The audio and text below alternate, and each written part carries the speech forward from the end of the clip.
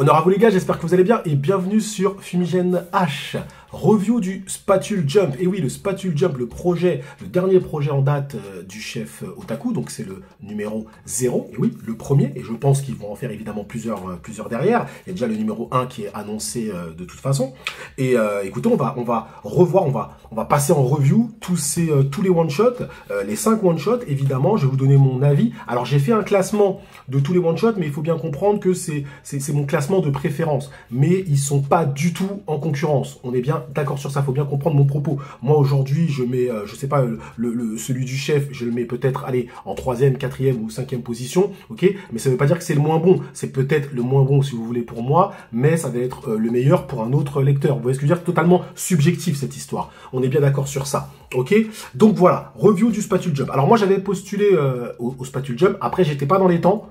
Donc je sais pas vraiment si ma candidature a été prise en compte ou pas, parce que j'ai jamais reçu de réponse de leur part. Bon, je sais pas. En tout cas, je pense que le numéro 2, je pense que je ferai un dossier. Alors là, moi, je suis sur un autre dossier d'édition, sur un autre projet, dont je vous parlerai bientôt. Mais si j'ai le temps, je ferai également un dossier pour le Spatule Jump, parce que je trouve que le projet est vraiment très intéressant. Et là, franchement, ce premier exemplaire, je trouve que c'est très prometteur pour la suite. On va voir pourquoi. Donc, les frérots. C'est un recueil de 5 histoires courtes, ok, qui font à peu près entre 30-40 pages. Certaines histoires sont en couleur, d'autres ont des pages couleurs. Il y a évidemment, c'est ponctué de petites pubs, etc., d'avis aussi du chef Otaku sur les one-shots. Il explique pourquoi il les a choisis, et franchement, ça tient la route. Et généralement, ce qu'il dit, c'est cohérent, parce que tu retrouves ce qu'il dit, la petite phrase de début, tu retrouves ce qu'il dit dans le one-shot. Il n'exagère pas en fait. En vrai, il exagère vraiment pas. Allez, un petit chouïa sur certains points. Ok, il fait de la pub aussi à Konkuru, qui a un peu, on va dire, un peu le même principe, un peu différent, mais un peu le même principe. Et à la fin, on a des petits mots des auteurs, des précisions, etc. sur leur univers, également leurs recherches, comment ils ont travaillé, etc. Donc franchement, honnêtement, pour un premier exemplaire, sincèrement, déjà on peut se dire que c'est une réussite. Dans le format, il s'est pas foutu de la gueule de ses clients, on peut le dire comme ça, de ses clients, parce que oui, on paye, hein, les gars. Franchement, c'est très qualitatif. C'est vraiment, déjà, c'est une taille c'est un format qui est assez énorme. Vous prenez un manga normal, voilà, Radiant, prenez le truc du chef, voilà. Donc, vous voyez tout de suite que c'est vraiment bien balèze. Donc, moi, j'apprécie parce que, voilà, ça améliore le confort de lecture. On sent tout de suite la qualité de la jaquette et tout. Enfin, c'est vraiment franchement, même au niveau du papier, il y a un beau grammage. Non, honnêtement, il s'est pas foutu de la gueule de ses clients, de ses acheteurs, ok, ou de ses lecteurs. Vous dites comme vous voulez. Alors, je les ai classés, ok les frérots, mais encore une fois, je le répète, ils ne sont pas en concurrence, c'est mon classement de préférence.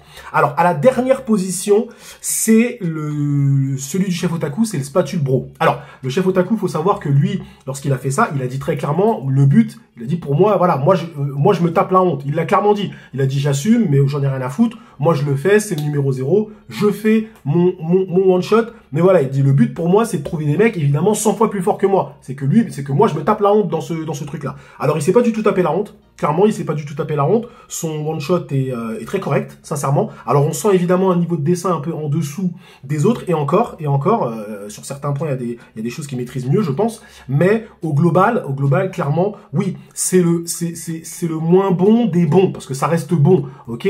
Franchement, son one shot, il est très sympathique. L'univers, et c'est l'univers du chef Otaku. Clairement, l'histoire est assez simpliste. Il arrive sur une planète, il recherche le dévoreur des mondes, ok. Il tombe sur un monstre qui, en fait, à l'intérieur de ce monstre, il y a Kirby, et en fait, il va délivrer Kirby grâce à la voix de la passion, ok, la voix de la passion, etc. Et le sous-texte, évidemment, c'est croire en tes rêves, parce qu'il demande à Kirby, c'est quoi ton rêve, je vais le réaliser, etc. Donc voilà, il y a c'est tout l'univers du chef Otaku on va dire, qui s'exprime là-dedans. C'est le fait, c'est l'esprit shonen, c'est croire en tes rêves, tu peux y arriver, etc.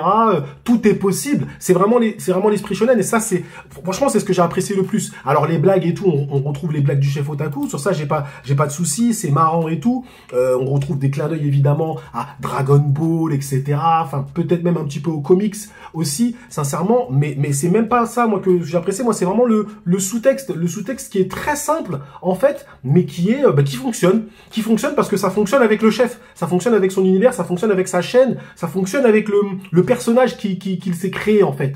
Donc, c'est l'esprit shonen à 100%, surtout Dragon Ball est son manga préféré. Donc voilà, c'est un shonen. Donc on sent un peu son histoire. On sent un peu son histoire à travers ce one shot. C'est pour ça que je l'ai trouvé global. Je le mets 5e, mais en vrai, c'est peut-être aussi un peu à cause du dessin. Franchement, c'est vraiment pas mal. C'est drôle. T'as des combats épiques à la fin. Tu sens même les références un peu, je crois, à Senseiya. J'ai décelé à un moment quelques petits trucs à Senseiya. On sent le délire spatule cosmique, machin et tout. Donc ouais, franchement, tu passes un bon moment. Ça, c'est clair, net et précis. Il s'est pas du tout foutu la honte. Il s'est pas affiché. Voilà. Peut-être un petit peu en deçà des autres, certes. Mais honnêtement, tu passes un très bon moment. Pour moi, il a sa place. Il a sa place, clairement, dans son Spatule Jump. Et je trouve que c'est très pertinent d'ailleurs de se mettre dedans, parce que pour dire voilà c'est le lancement, je me mets dedans, et après je pense pas qu'il va se remettre dedans, ou peut-être au scénario, on verra. Ensuite, à la 4e position, c'est Selen de Bellou. L'auteur s'appelle Bellou. Alors Selen, c'est un univers qui est très gore, très violent. C'est tout en couleur. Ok. Le style graphique est au début un petit peu déroutant parce que les traits sont très épais. Et ça fait plus penser à de la BD qu'à du manga. Enfin, c'est à mi-chemin entre les deux. BD, manga, donc c'est déroutant, mais à force, tu t'y fais. Et c'est... ouais, franchement, j'ai apprécié. J'ai apprécié Selen. S'il est à cette place-là, c'est pas pour le style graphique, parce que, encore une fois, au début, c'est un peu déroutant, mais après, tu rentres dedans et tu te dis, ah putain, c'est beau et tout. Et en fait, au final, c'est très beau. C'est plus pour la fin où j'ai un peu de problème avec ça. Ok, mais sinon, franchement, il a un découpage très efficace. Il découpe super bien. L'histoire est assez triste. En fait, l'histoire, c'est très simple, hein. En fait, tu retrouves Selen, qui est une vampire. Elle chasse les humains, logique. Et bon, elle va dans un vaisseau, elle tue tout le monde. Donc, très violent, très gore. Elle les bouffe, hein. C'est pas les vampires qui sucent le sang. Là, c'est les vampires, ils te bouffent de A jusqu'à Z, hein. Ils te bouffent ton bras, tout. Tu vois ce que je veux dire? Donc, c'est des vampires, ils ont la dalle. Ok? Et donc, Selen va trouver un enfant dans ce vaisseau. Donc, elle aura tué tous les adultes et elle va trouver un enfant. Elle va élever cet enfant. Ok, jusqu'à ses 10 ans. Et en fait, ce qui va se passer, c'est qu'un jour, elle va avoir 3 autres vampires qui vont débarquer chez elle, ok, et qui vont sentir qu'elle a un être humain et qui vont vouloir bouffer l'enfant. Donc en fait, elle va se lier évidemment, j'ai même pas envie de dire d'amitié pour l'enfant, parce que c'est plus un rapport maternel en fait. C'est plus un lien familial qu'il y avait avec son enfant. Elle va même le considérer comme son fils. L'enfant l'appelle maman. Donc elle va être fortement liée à l'enfant. Donc elle va le défendre. Elle va risquer sa vie. Pour le défendre face aux autres vampires, face aux 3 autres vampires, ok. Elle va quand même réussir à les battre, ok, dans un combat très sanglant, très violent. Elle est au bord de la mort, et l'enfant lui dit, bah, qu'est-ce que je peux faire pour t'aider et tout? Est-ce que tu veux que je te donne du sang, etc. Et en fait, elle va le bouffer.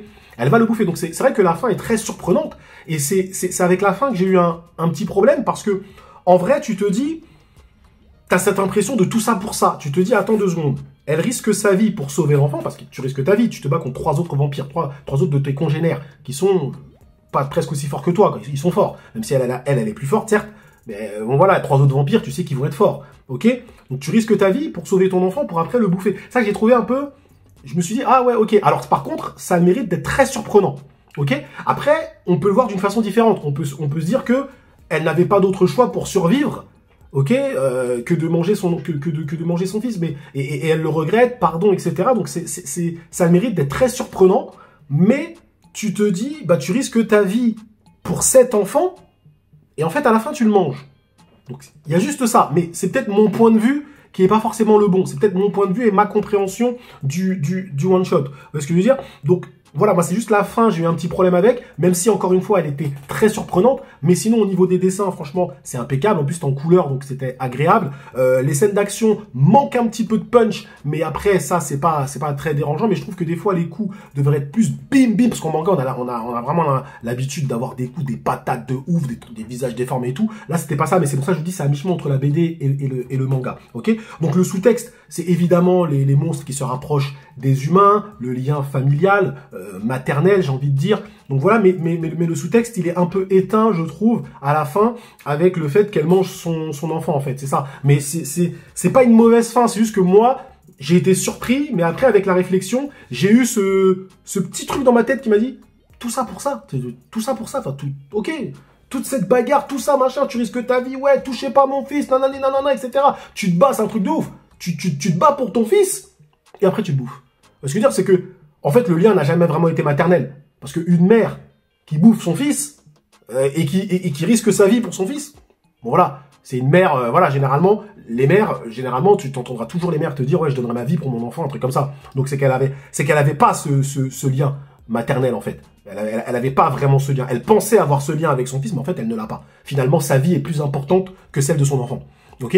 Donc, c'est pas mauvais, c'est juste que moi j'ai eu un petit problème avec la fin, mais encore une fois d'autres personnes te diront ah non moi j'ai kiffé justement, c'est surprenant machin, etc etc. Donc voilà, donc c'est totalement encore une fois subjectif, mais ça reste franchement très agréable, tu passes un bon moment, faut pas mentir.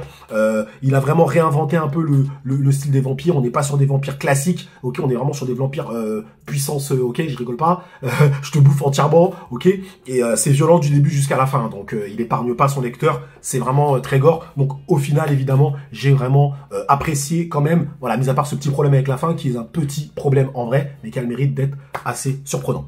À la troisième place, bah, c'est Link Inc. De Forza Pedro. Franchement, j'ai trouvé que c'était très rafraîchissant, très rafraîchissant, très marrant, très drôle. On va pas se mentir, c'est assez rare. Moi, je rigole pas souvent quand je lis des mangas parce que l'humour japonais, alors je sais pas que c'est pas faire des blagues, mais c'est que ça fonctionne pas de ouf sur moi. Et honnêtement, là, bah ça fonctionnait parce que c'est un humour qui me parle plutôt pas mal. On a ces petites blagues un petit peu inspirées effectivement de Toriyama, mais on sent quand même l'esprit un peu, oui, les blagues un peu modernes d'aujourd'hui, un peu pas à la française, mais voilà quoi, les blagues un peu plus modernes, je trouve.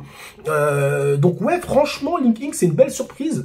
Pourquoi il est à la troisième position? Il aurait pu être un peu plus haut, c'est parce que on sent quand même que au niveau graphique, ça colle, évidemment, ça colle à son univers, mais je trouve que ça gagnerait à être un petit peu mieux dessiné, un chouïa mieux dessiné, d'accord? Mais attention, ça colle à son univers, hein. Ça colle à son univers, le mec, voilà, c'est un truc totalement humoristique, c'est pas la peine que ce soit ultra bien dessiné, on s'en fout. Le propos, il est pas là, et justement, le dessin fait aussi un petit peu marrant. Le dessin amène cet humour, en fait. Mais je trouve que ça gagnerait un petit peu à être quand même un petit peu mieux dessiné, et je pense qu'il a eu un problème aussi au niveau du format. Alors, je pense qu'il doit, comme l'a dit mon frérot Je Fonce dans sa vidéo, d'ailleurs allez voir la vidéo aussi de Je Fonce sur le Spatule Jump, je pense qu'il doit dessine pas, enfin il fait pas en full numérique, ce qui fait qu'au niveau du format ils ont pas réussi, je pense, à adapter avec le format du Spatule Jump, à voir, je sais pas, mais en tout cas je pense qu'effectivement il y a eu un problème à ce niveau là. Après c'est pas non plus ultra dérangeant, alors ça choque évidemment dans ta lecture parce que tu dis tiens il exploite pas toute la place du tome, donc évidemment quand t'as la ligne blanche tout autour, bah je vais vous montrer comme ça tout autour. Voilà, ça choque par rapport à par exemple ça. Vous voyez? C'est juste ça, c'est par rapport aux autres. Mais sinon, tu me donnes ça comme ça, voilà, ça m'aurait pas choqué. Vous voyez ce que je veux dire? C'est par rapport aux autres que ça choque un petit peu. Mais au global, bon voilà, c'est un détail, franchement c'est un détail. Mais ouais, c'est l'histoire d'un, alors je me souviens plus du nom exact, un personnage qui va mourir. Donc déjà rien que sa mort, elle est totalement what the fuck. Il meurt étouffé ou un truc comme ça, il est amoureux d'une meuf et tout, il meurt étouffé, il arrive dans le monde bah, au paradis quoi, il doit passer un death game pour pouvoir soit revenir ou soit être réincarné en classe S en planète, enfin un truc complètement barré, mais qui fait rigoler parce que tu dis c'est n'importe quoi, ok, donc plein d'inspiration dedans et tout, franchement, ah ouais non, sincèrement, honnêtement tu prends, c'est une lecture qui est très rafraîchissante, très drôle, franchement tu lis ça tranquille, tu dis ah ouais j'avoue c'est marrant, franchement c'est marrant, les blagues elles sont sympathiques et ouais, c'est servi par un petit dessin sympathique aussi, mais qui gagnerait quand même à être, on va dire, un petit peu amélioré. Et donc au final, il se retrouve à gagner le Death Game, mais même quand il gagne le jeu, le mec, c'est n'importe quoi, ok. Et quand il revient à la vie, il se rend compte que la meuf pour qui il s'est battu pour revenir à la vie, elle est déjà avec un autre mec. Donc bon, même ça, donc il meurt encore et il revient, il dit ouais vas-y cette fois-ci je vais encore faire le Death Game et tout. Cette meuf là elle va voir nanana, c'est foutu de ma gueule machin. Donc ouais franchement c'est marrant, même la fin, tout c'est cohérent du début jusqu'à la fin. Tu passes un bon moment et on a besoin de ça. On a besoin de ce genre d'œuvre parce que franchement c'est ouais c'est vraiment sympathique. Donc sur ça c'est encore une fois un très bon choix de la part du chef Otaku parce que franchement ouais c'est sympa, ça colle et tout, ça colle aussi avec l'esprit un peu Spatule Jump, ça colle aussi un peu avec l'humour du chef Otaku, mine de rien, hein. Tu comprends pourquoi il a aimé ce personnage là parce que franchement c'est un peu le même humour que lui, c'est dans le même délire un petit peu, ok. Donc en tout cas à la troisième place voilà c'est Link.Inc. Alors à la deuxième place, c'est Meika, donc de Blazer et de Felouche, ils sont deux, donc un au scénario et un au dessin. Alors déjà, de tout le Spatule Jump, c'est le mieux dessiné. Sans débat, ok, c'est le mieux dessiné, c'est celui qui, déjà niveau dessin, tu peux l'éditer facile. Lui, je pense qu'il y a aucune maison d'édition qui va lui dire ouais ton dessin machin. Non non, son dessin il est impeccable. Il est impeccable clairement et simplement. C'est un niveau tout de suite, tu le reconnais tout de suite. Hein. Tu vois tout de suite le truc, tu dis ok, le découpage, tout ça. Franchement, il maîtrise aussi la narration. Franchement, la narration, comment il te raconte l'histoire, surtout la fin, c'est super bien fait. Et même le parallèle qui est fait entre les têtes et les fruits, ça aussi c'est pas mal. Je vais expliquer. En fait, Meika, c'est une assassine, je sais pas si on dit ça comme ça, ok. Elle a été recueillie, etc. Elle a été entraînée hein, par son grand-père, je crois. Elle est entraînée, bref, par quelqu'un de sa famille, ok. On est dans un univers un peu Amérique du Sud, etc. Ils ont remarqué qu'elle était très forte, mais elle avait un petit blocage quand il fallait mettre le dernier coup. Voilà, elle n'était pas assez précise. Et son grand-père lui donne un conseil, il lui dit « Remplace les têtes par des fruits. Comme ça, tu vas voir, clac, tu vas couper, ça va être fruit justice, tu vas y aller, tu vas couper. » Ok. Et donc, au final, dans tout le manga, quand elle découpe des têtes, elle découpe des fruits. Ok. Donc, en fait, elle respecte l'enseignement de son grand-père. C'est-à-dire qu'elle coupe, mais elle le fait, voilà, avec l'enseignement de son grand-père. Donc, elle ne perd pas le contrôle, d'une certaine façon. Ok. Et donc, c'est un parallèle qui est fait entre le fait d'être une assassine, de couper des têtes et de couper des fruits. Pour elle, elle n'a pas vraiment conscience de ce qu'elle coupe. Elle n'a pas vraiment conscience de ce qu'elle fait. Ok. Ce qui fait que ça rend ses gestes plus précis. Sauf que, dans son univers, elle va se confronter à des assassins comme elle, mais qui font preuve d'un peu de racisme à son égard, parce qu'il l'appelle l'indigène. Elle fait partie des personnes de cette zone, de son univers. Ils n'ont pas dit c'était où, mais bon, on peut dire que c'est en Amérique du Sud, ok. Ce qui d'ailleurs donne un côté un peu intéressant dans les chara design, d'accord. Et donc voilà, elle est un peu maltraitée. Et au bout d'un moment, s'apercevant un peu des injustices de la société dans laquelle elle est, et du moins de l'organisation pour laquelle elle travaille, au bout d'un moment, elle va un petit peu péter un câble, surtout parce qu'en fait, elle va aider une vieille dame qui la suppliera pour aller tuer quelqu'un. Elle ira tuer cette personne, mais elle ne devait pas tuer cette personne, parce qu'elle rentre en contradiction avec son entreprise, son cartel d'assassins. Ok, donc elle va se faire rattraper par tous les assassins, et elle va littéralement péter un câble, et au final, elle va commencer à découper les autres assassins, et on va voir au fur et à mesure qu'on passe du fruit à la tête, à une tête humaine. C'est-à-dire qu'elle va commencer à comprendre ce qu'elle est en train de découper. Elle découpe plus des fruits dans sa tête, elle découpe des têtes. Donc tu comprends qu'elle est en train de se déshumaniser de plus en plus. Et elle se rappellera des paroles de son papy qui lui dira « Les gens comme toi, les gens forts comme toi, il faut qu'ils fassent très attention à ne pas perdre les pédales, à ne pas devenir fou. Parce que sinon, ça peut être très dangereux pour eux. Ils peuvent ne plus se contrôler et devenir littéralement fous. Et c'est ce qui arrive sur la fin. Elle s'excuse envers son grand-père. C'est ce qui arrive sur la fin parce qu'elle perd littéralement les pédales. Elle comprend, là c'est bon, elle découpe plus des fruits, elle découpe des têtes. Donc à la fin, tu vois la scène, tu te dis, waouh, c'est extrêmement violent ce qu'elle est en train de faire. Ok. Et elle change au fond d'elle en fait. Et le seul petit microscopique problème que j'ai avec ça, c'est que la fin effectivement est très ouverte. Mais j'ai trouvé qu'au niveau de la morale, c'est dommage qu'elle s'écarte de l'enseignement de son grand-père. C'est pas grave, après, une fin, c'est pas obligé d'être une happy end. Mais je trouve ça dommage de nous faire justement une Meika qui n'apprend pas les enseignements de son grand-père. Elle les a appris et finalement, elle s'en écarte. Elle s'en écarte parce que son cartel est vraiment trop violent, son cartel est dégueulasse, etc. Mais est-ce que c'est la bonne solution, ce qu'elle fait? Je sais pas. Ok. Donc, on n'est pas dans l'esprit pur shonen. Non, on est justement dans un esprit où là, la protagoniste, finalement, ne prend pas le bon chemin parce que c'est le chemin que son grand-père ne lui a pas dit de prendre. Ok. Donc, d'un côté, c'est intéressant, mais d'un côté, c'est un peu déroutant. Pour une fin, c'est un peu trop ouvert. Ça mériterait peut-être, je pense, peut-être plus un tome complet, mais bon, ça c'est normal, là c'est le format à 30-40 pages, un tome complet où tu la vois péter un câble pendant un certain temps, et après, au fur et à mesure, tu la vois peut-être revenir dans la voie de son grand-père, elle s'aperçoit qu'elle est plus efficace comme ça, ou un truc comme ça, j'en sais rien. Mais bon, là après, le format fait qu'il avait peut-être pas le temps de faire ça, le mec. Donc voilà, mais sinon, honnêtement, la narration est vraiment maîtrisée, le découpage est incroyable, les dessins sont magnifiques, et je vous dis, l'histoire, elle est vraiment prenante, pas forcément extraordinaire, mais l'univers est vraiment intéressant, ça change d'avoir des chara design comme ça, et il y a un côté un peu déjà vu, c'est vrai, il y a un côté un peu déjà vu, vous savez, voilà, la fille, assassin, machin, etc. Oui, c'est vrai, il y a un côté un peu déjà vu, mais c'est tellement bien fait, c'est tellement bien raconté, c'est tellement bien dessiné, c'est tellement bien narré, qu'au final, il n'a pas les mêmes défauts que ceux qui sont en dessous. Vous voyez ce que je veux dire? Parce que ceux qui sont en dessous, soit ça va être un petit peu le dessin, soit ça va être la fin qui est, voilà, qui est assez problématique, soit ça va être, vous voyez ce que je veux dire? Voilà, lui, on sent que lui, c'est maîtrisé, son truc est maîtrisé, mais il n'est pas numéro 1 parce que, bon voilà, c'est une question de choix, subjectif encore une fois de ma part, c'est une question de choix, mais il aurait pu être numéro 1, mais la fin n'est pas assez, la morale selon moi n'est pas, moi j'ai préféré la morale du premier, bon voilà, inutile de faire un suspense, mais en tout cas, franchement, Blazer et Felouche, on sent que les mecs, ils maîtrisent leur sujet. Ils maîtrisent leur sujet, surtout la narration, tout ça. Et j'ai vu d'ailleurs dans le petit mot à la fin, Felouche, en fait, apparemment, il était tellement bon dans le dessin. Alors, je crois que c'est Felouche qui est au dessin et Blazer qui est au scénario, je crois. Hein, corrigez-moi si je me trompe. Et Blazer a vraiment pu se concentrer sur la narration et on le sent.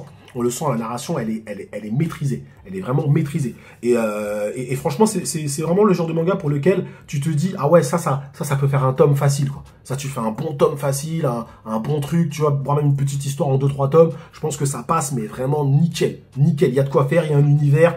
Voilà, il y a tout un folklore autour des assassins, machin. Il y a son grand-père, il y a des personnes. Ouais, franchement, tu sens que ça tourne bien, ça tourne bien. Mais par contre, voilà. Encore une fois, c'est totalement subjectif de ma part, mais la fin, voilà, j'ai trouvé qu'elle était pas mal. Voilà, pas mal. Mais sans être non plus extraordinaire. Mais pas mal, ok? Et le numéro 1, incontestable et incontesté, je pense que beaucoup de personnes le mettront numéro 1, bah c'est le Jour du Roi. Le Jour du Roi de Nana Barthez, franchement, c'est celui qui a fait quasiment un sans faute, c'est celui qui cumule vraiment des bons dessins, un très bon scénario, une narration maîtrisée, et une fin magnifique, avec une morale magnifique. Rien à dire. Franchement, comme le dit le chef dans sa petite introduction, il te faut même un certain temps pour te remettre de ta lecture de ce one-shot, tellement ça parle à tout le monde. Alors en fait, c'est très simple. En fait, il existe une IA dans cet univers qui est capable de te donner le jour exact de ta mort. L'IA te donne le jour exact de ta mort, ok? Ce qui fait que tu as des parents qui abandonnent leur enfant. Parce que dès qu'ils ont le jour exact de leur mort, ils savent que leur enfant va mourir à 6-7 ans. Ils ont tellement, on va dire, ils ont peur de souffrir encore plus, donc ils abandonnent leur enfant. Donc leurs enfants vont dans des centres, des orphelinats, si tu veux, ok, où en fait ils vivent, et les personnes qui s'occupent d'eux, juste avant leur mort, leur font passer ce qu'on appelle le jour du roi, la plus belle journée de leur vie. Tu manges ce que tu veux, tu joues, tu fais, voilà, c'est vraiment le jour du roi. Mais les enfants savent que derrière, ils vont mourir. Donc c'est une sorte de fausse joie, ok? Mais c'est vraiment pour te forcer à vivre l'instant présent, tes derniers moments, ok? Et en fait, ce qui va se passer, c'est que tu en as un des enfants qui, lui, va refuser la fatalité et va dire non. Alors, il va passer son jour du roi comme il l'entend, ok? Et il va chercher lui-même à provoquer sa mort, en disant ce n'est pas une IA qui va me dire quand est-ce que je vais mourir, c'est moi qui vais décider, ok? Et donc, il saute d'un pont, et il est avec une amie, l'amie va le suivre, et ils vont survivre. Ok? Et ça va être la preuve pour eux que, non, c'est jamais fini. La fatalité, enfin je veux dire, c'est ok, t'as l'IA qui a provoqué ça, et qui se trompe pas à 99,9%, ok? Mais là, tu vois, t'as essayé de mourir, eh bien non. Non, pas du tout. En fait, on t'explique que le sous-texte, c'est surtout que le jour du roi, c'est vis ta vie, en fait. Vis ta vie, vis l'instant présent. Ok? Ne sois pas ni dans le passé ni dans le futur, sois dans le présent. Profite des moments. Ok? Et en fait, l'IA, on te dit pas, on te sous-entend, mais on te dit pas que l'IA peut se tromper, mais on te sous-entend que finalement c'est un peu toi qui fais ta vie. C'est toi qui tisse, qui construit ton chemin. C'est pas une IA, en fait. Et c'est vrai que si on va encore plus loin, on se dit qu'il y a peut-être même des enfants qui sont morts juste parce que, indirectement, parce que vous savez, l'esprit, le mental, c'est très très fort sur le corps, indirectement, vu qu'on leur a dit bah, tu vas mourir demain, bah, ils se sont mis en condition je vais mourir demain. Vous voyez ce que je veux dire? Mais peut-être qu'ils ne devaient pas mourir, en fait.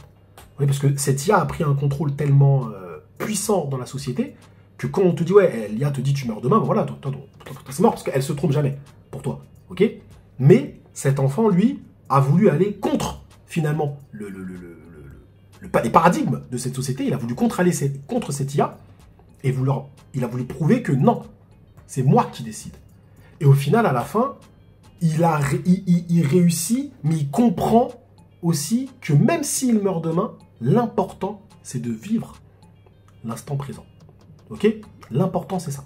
Bon, après, il se retrouve quand même au fond d'une montagne, là, enfin, tout en bas, je sais pas trop où, là, donc tu te dis qu'il va peut-être mourir le lendemain aussi, comme l'IA l'a prévu. Hein. Tu te dis, bref, donc voilà, mais bon, la fin est vraiment, vraiment intéressante. C'est super bien servi, le dessin est bon, franchement, bien maîtrisé. J'ai pas de défaut à donner à celui-là, c'est pour ça qu'il est en première place, parce que franchement, c'est très clairement, alors je dis pas qu'il se hisse au-dessus des autres, mais c'est celui qui a fait un sans faute, clairement et simplement. Ça, c'est éditable direct, encore une fois. Ça, tu peux l'éditer tout. Enfin, ça, je pense même Nana Barthès se fera remarquer, très clairement. Je pense, Nana Barthès, franchement, tu peux pas lire le Spatule Jump et passer à côté d'elle, clairement. Je pense qu'elle se fera remarquer et peut-être, alors je sais pas si elle a déjà des projets avec le chef, si elle n'en a pas, je pense qu'il y a peut-être d'autres maisons d'édition qui pourront lui faire des propositions, des choses comme ça, parce qu'il y a vraiment quelque chose. Il y a quelque chose, il y a une narration, il y a une belle narration, il y a un sujet intéressant, c'est moderne, il y a une petite vibes un petit peu Promise Neverland, mais avec un petit côté plus moderne, avec l'IA d'aujourd'hui, etc. C'est bien raconté, c'est bien dessiné. Non, franchement, il y a vraiment du très bon niveau. Donc voilà, concernant le Spatule Jump, mon avis, hein, c'est que voilà, les 5 one-shots sont franchement bons, sincèrement, t'en as qui sont meilleurs que d'autres, mais les 5 sont bons. Ça commence bien, peut-être que pour le Spatule Jump numéro 1, on aura un niveau encore supérieur. Clairement, ça montre aussi aux personnes qui postulent le niveau requis pour être édité, on va dire, voilà, pour paraître chez Spatule Jump. Sincèrement, soit effectivement, il te faut un putain de niveau de dessin, etc., comme Blazer et Felouche, avec une histoire bien maîtrisée, soit il faut essayer d'apporter quelque chose. On sent qu'en fait, lui, il a choisi ça parce que quand tu cumules les 5 styles, tu te dis que effectivement les 5 sont différents et honnêtement s'adressent à des lecteurs différents. Ça, c'est pour celui qui est un peu plus humoristique. Ça, c'est humoristique, mais avec des combats un peu à la mode sauce shonen. Ça, c'est style shonen, mais shonen plus. Ok, shonen plus, voire même un peu seinen. Ça, c'est style un peu gore. Voilà, mais c'est plus BD comics, je trouve. Et après, t'as le Jour du Roi qui, lui, est soit un shonen plus, voire même un peu même le shonen plus seinen. On peut le mettre un peu entre les deux. Mais voilà, t'as des styles et des sous-textes différents. Donc voilà, donc forcément, il y a des niveaux, évidemment, de dessin et de narration qui sont... C'est différent aussi. Mais bon, honnêtement, j'ai trouvé que pour ce premier... voilà, pour ce premier tome, enfin, premier exemplaire, je sais pas comment on dit, franchement, le truc est plutôt pas mal. Franchement, plutôt pas mal. Donc à ce niveau-là, j'ai hâte de voir le Spatule Jump numéro 1, comment il va présenter tout ça, comment il va confirmer tout ça, est-ce qu'il va garder la même structure, voilà, à voir en tout cas. Mais bon produit, on s'est pas foutu de nous, clairement, on s'est pas foutu de nous. Moi, je suis content d'avoir ça chez moi, clairement, et je pense que Spatule Jump numéro 1 aussi, je participerai à la campagne, parce que même moi, ça m'apprend des choses, moi aussi qui suis en train de faire mon propre scénario aussi, discuter avec les maisons d'édition, etc. Voilà, hein, je publie aussi sur Manga Draft, etc. depuis un certain temps, donc moi, ça m'aide, ça me donne des idées de narration, de sujets, etc. Voilà, que je peux derrière moi-même reprendre pour mon propre manga, évidemment. Voilà les frérots, dites-moi vous en zone commentaire ce que vous avez pensé, faites votre petit classement aussi selon vous, hein. Dites-moi vous, pour ceux qui ont le Spatule Jump, qu'est-ce que vous avez préféré, qu'est-ce que vous avez moins apprécié évidemment, voilà, n'hésitez pas à me dire ça en zone commentaire. Merci à vous d'avoir suivi cette petite review tranquille, chill jusqu'au bout, prenez soin de vous et que l'honneur soit avec le Spatule Jump.